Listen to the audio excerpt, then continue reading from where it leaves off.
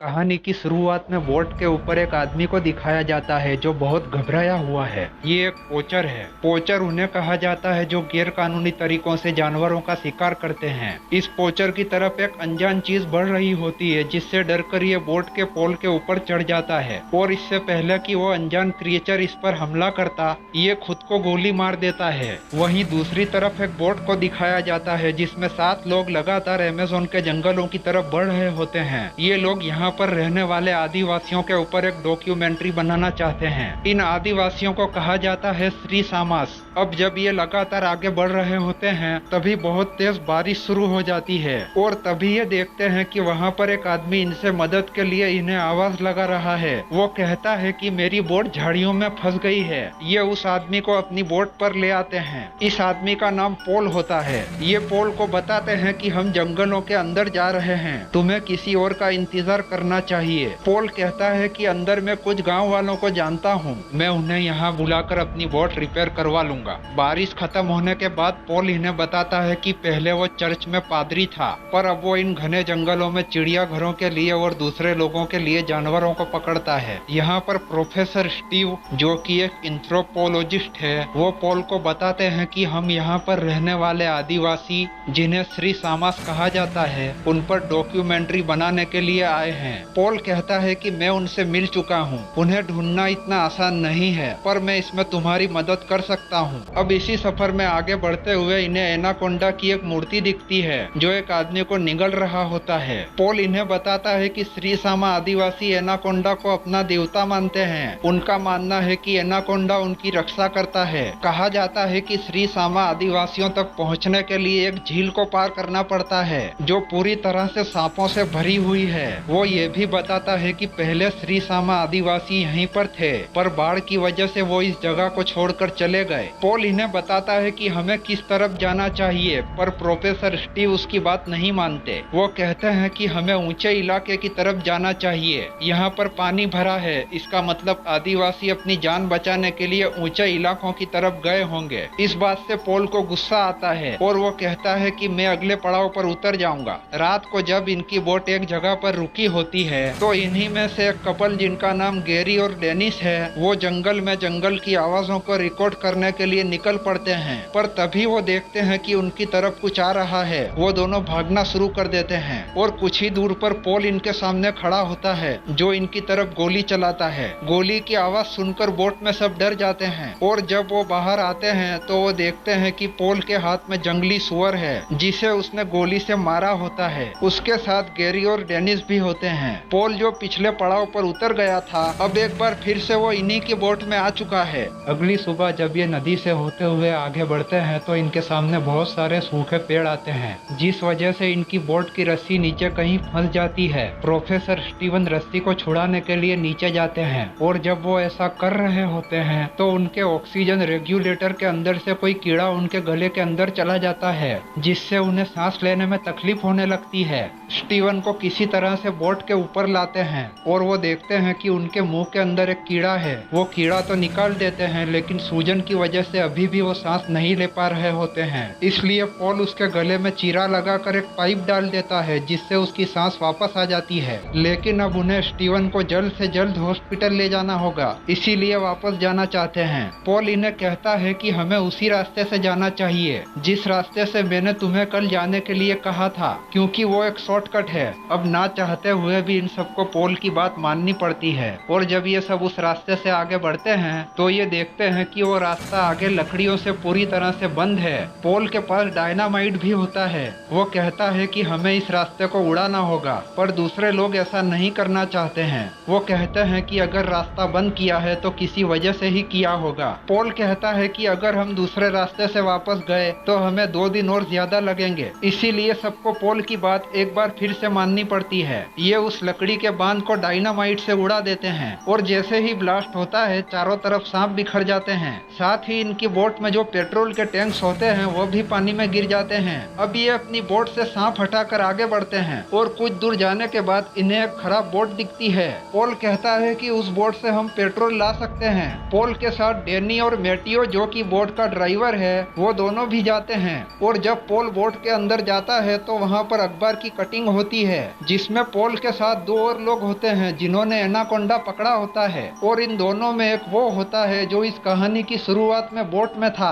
जिसने किसी क्रिएचर से डर कर अपने आप को मार लिया था। और पॉल के साथ जो दूसरा होता है और कोई नहीं बल्कि बोट का स्कीपर मेटियो होता है, यानी कि मेटियो पॉल से पहले से मिला हुआ था, उसे पहले से जानता था, और ये जानबूझकर इन सबको यहाँ पर लेकर आए हैं। यहाँ पर एक बहुत बड़ा बॉक्स भी होता है जिसके अंदर बहुत खतरनाक हथियार होते हैं। पॉल उस बॉक्स को लेकर डैनी के साथ निकल जाता है, मेटियो पीछे रह जाता है, और तभी उस पर एनाकोंडा हमला करता है जो मेटियो की हड्डियों को पूरी तरह से तोड़ देता है। मेटियो की मौत हो जाती है, लेकिन किसी को कुछ भी पता नहीं चलता। मेटियो के वापस ना आने से डैनी उसे ढूंढने के लिए जाता है, लेकिन उसे मेटियो की टॉर्च के अलावा कुछ भी नहीं मिलता। और जब वो वापस अपनी बोट में आता है तो पॉल सबको एक बहुत बड़े सांप की केंचुली दिखाता है और सबको कहता है कि इसी तरह के किसी बड़े सांप ने मेटियो को खा लिया होगा। यहाँ पर इस तरह के बहुत बड़े बड़े सांप हैं। वो अपने चेहरे पर एक जख्म भी दिखाता है और बताता है कि इसी तरह के सांप ने मेरे ऊपर हमला किया था। ये सांप इंसानों को बहुत बुरी तरह से मारते हैं।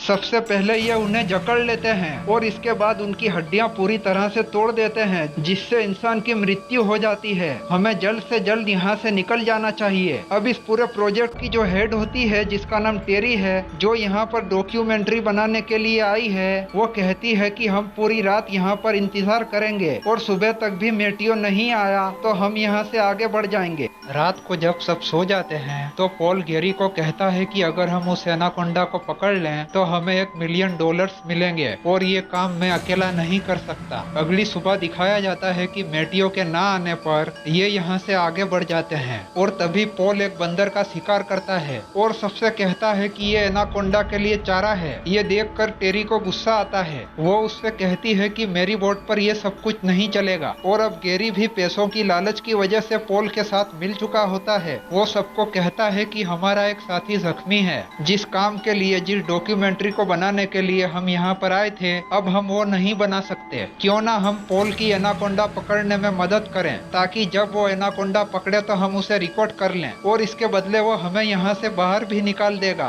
क्योंकि अब ये सब के सब अमेज़न जंगलों के बीच फंस चुके हैं और पॉल के अलावा किसी को भी यहाँ से बाहर निकलने का रास्ता नहीं पता। ये बंदर को चारा बनाकर पानी में डाल देते हैं। रात को एनाकोंडा इनके कांटे में फंस जाता है और बहुत जल्द ही वो अपने आप को छुड़ा लेता है। एनाकोंडा पूरी तरह से गुस्से में है, इसीलिए वो इनकी बोट पर आ जाता है, और जब वो टेरी पर हमला करने वाला होता है तभी पॉल उसे बेहोशी का इंजेक्शन लगा देता है, लेकिन एनाकोंडा बेहोश नहीं होता। बोट में चारों तरफ भगदड़ होती है, जिस वजह से डेनिस पानी में गिर जाती है। उसका बॉयफ्रेंड गेरी उसे बचाने के लिए पानी में कूद जाता है। डेनिस तो वापस बोट पर आ जाती है, पर जब गेरी बोट पर आने ही वाला होता है कि एनाकोंडा उसे अपने फंदे में पूरी तरह से जकड़ लेता है। टेरी के पास गन होती है, वो गोली चलाने ही वाली होती है कि पॉल उसे मना कर देता है। वो कहता है कि मुझे ये जिंदा चाहिए, और इसके बाद दिखाया जाता है कि एनाकोंडा गेरी को अपने फंदे में लपेटकर पानी में कूद जाता है, यानी कि अब गेरी की मृत्यु हो चुकी है। पॉल भी इन्हें अब अपना असली रूप दिखाता है। वो इन्हें गन पॉइंट पर लेकर कहता है कि इस बोट में अब वही होगा जो मैं चाहूंगा, और जब वो ऊपर होता है तो उसके पास टेरी जाती है। वो उसे अपनी बातों में अपने प्यार के जाल में फंसाने की कोशिश करती है, और जब वो उसकी बातों में आ जाता है तभी पीछे से उसके ऊपर हमला किया जाता है, जिससे वो बेहोश हो जाता है। इसके बाद ये पॉल को बांध देते हैं। अगली सुबह टेरी को वो न्यूज़पेपर की कटिंग मिल जाती है जिसमें पॉल के साथ मेटियो भी होता है, जहाँ पर इन्होंने एनाकोंडा को पकड़ा है। वो कहती है कि तुम मेटियो को पहले से जानते थे, और जिस रास्ते पर तुम हमें ले जा रहे हो ये कोई हॉस्पिटल का रास्ता नहीं है। पॉल कहता है कि अगर तुम सबको जिंदा रहना है तो तुम्हें मेरी मदद लेनी पड़ेगी। अब इनकी बोट जब आगे जाती है तो मिट्टी में फंस जाती है, और अब इन्हें मिट्टी से निकलने के लिए पेड़ों के साथ रस्सी को बांधना होगा, ताकि ये उससे फंसी बोट को खींचकर बाहर निकाल सके।